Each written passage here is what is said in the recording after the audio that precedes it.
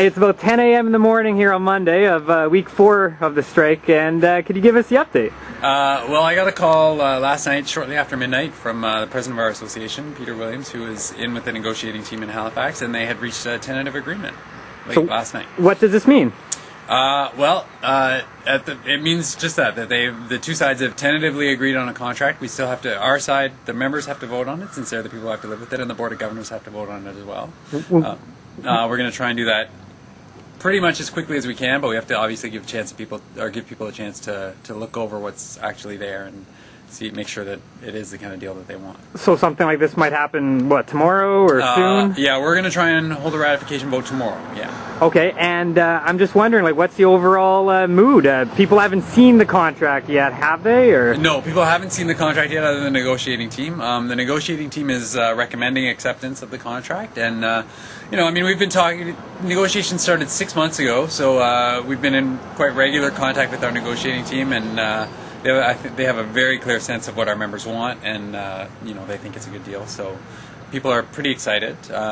Maybe reserving a little bit of judgment until they actually see what's there, but in general, I think the mood is quite positive. Any idea by chance when classes might start up? There's been a lot of discussion about that. Yeah, there has. We don't know for sure. University Senate is going to meet also probably in the next day or two. As soon as it's ratified, I would guess. And they'll come up with a schedule, so it could be as early as second half of this week.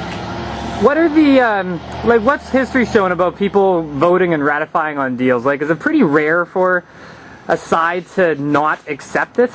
It does happen. So I won't say that it's impossible that people won't ratify it, but more often than not, there's been an acceptance. Yeah, certainly the negotiating team is recommending acceptance, and as I said, they have a very good idea, I think, of what our members want. So. All right, well, thank you so much.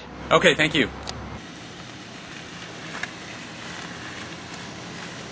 Okay, one more question here. I've had a bit of feedback about the appropriateness of some of the messages on the signs. There's maybe a buggy out there today. I'm just wondering if there's a protocol about, what's actually said on the signboards. Right. Well, AUFA has over 300 members, and academics who are used to speaking their minds. And as an organization, obviously, we're committed to academic freedom and freedom of expression, freedom from censorship. So people are free. Our members are free to make up their own signs and put whatever they want on them. So there isn't a review mechanism before the signs go out. Most of our signs are made by one person. We have a one-person signs committee. And he's creative. He's very creative, yeah. And actually, we've gotten a lot of quite positive feedback about the signs. Here comes the truck again. We've got a lot of quite positive feedback about the signs. I think on CBC last week, I heard that we were voted best picket signs in Nova Scotia. I didn't know that was a contest. It shouldn't be one, but I guess that is. Yeah. So I think when you have 300 people, 300 intelligent people putting their mind to these signs, then you come up with some really good results. Do some signs eventually though get put aside after there's a bit of criticism? Well, I don't know about criticism. Certainly the mood on the line shifts over the course of the 3 weeks, and we do individually and sort of collectively we try to have signs that reflect the mood that's on the line. So things do change over time. Yeah. All right. Well, hopefully the biggest change is tomorrow when the picket lines are hopefully going to be gone. Absolutely. Yeah. All right. Well, thanks again. Okay. Thanks.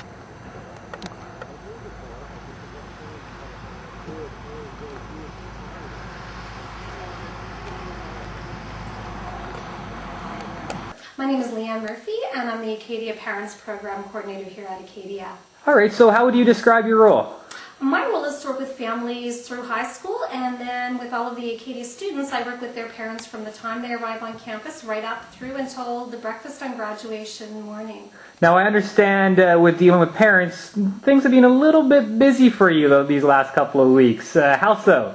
They have. Parents are concerned, definitely, and I'm the link between the parents and the university, so I've had many calls and many emails with parents sharing their frustrations, sharing their concern, trying to find answers in an environment where, unfortunately, nobody has any answers. So what are some of these concerns that they're bringing to your attention? Primarily, the largest concern is that their student will lose a semester. These parents have spent money to send their child to an institution that they really want to see them have their 2 semesters. So I've been able, based on information I receive daily from senior administration, to assure the parents that their students will receive 2 semesters.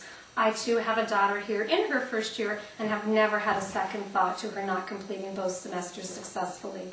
Are parents wondering about tuition compensation or being paid back for the lost time? I have definitely received those questions. Again, at this point, there is nothing that has been indicated that there will be tuition refunds. And with the students being offered the 2 semesters, that's what the parents have paid for. So that's the information that I've been able to pass along to them. Now, what about the stress, the emotion level? Like, I'm sure some parents are calling in that are pretty passionate about how things are going. Oh, for sure. We as parents, the most important thing in our lives are our children. You take into account the fact that some of these parents are 3,000-4,000 miles away from their child. They're worried, they're concerned, and it's definitely an emotional time for everyone. Well, again, as a parent, thinking of all of the other parents, that, it is extremely stressful, and we're all looking forward to the students returning to class as soon as possible. Well, thank you so much. And thank you. I really appreciate this. Hello again, Scott Roberts. Hi, Jeremy. Hi, it's been an interesting day today.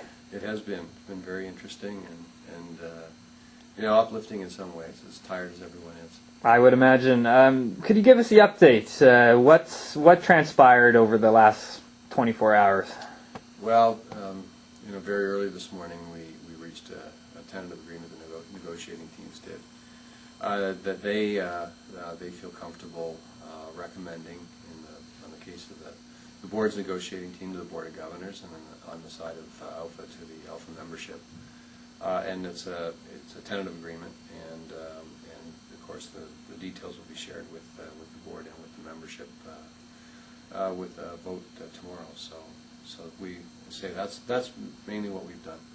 So the vote's tomorrow, and who knows how that's going to go? Of course, it's hard to talk about. Correct. Yeah, absolutely. We need to have both of those organizations look at it. As I say, the negotiating teams are comfortable with it, and they're recommending that the agreement be accepted or ratified, as in the terminology of labor relations. And so that's I think everyone on the negotiating team is very hopeful that their recommendations will be accepted and will move forward. Okay, well, let's say they do accept. Let's hope for the best. The big question all students want to know: when do classes start? When could they start? Sure. Well, in concluding negotiations today, we've signed a back-to-work protocol that, assuming the agreements are ratified by the board and by AUFA membership, then professors will be back in class on Wednesday. So classes can begin on Wednesday, and students can return. So Wednesday's the magic day. Now, what about the ASU's push for the 48 hours? Was that considered at all in this decision? It was considered, and what we hope to do overnight by getting a news release out as quickly as possible was to make sure that students understood where we were, that we had reached a tentative agreement, and that this hopefully would lead to ratification, and that we wanted to return to class as quickly as possible. Time certainly right now is of the essence. We've got about 5 weeks left in the term, and so we want to make sure that we can use all of that time, or as much of that time as we have available, for students to be able to go to class. So that's the reason we wanted to move it up as quickly as we could.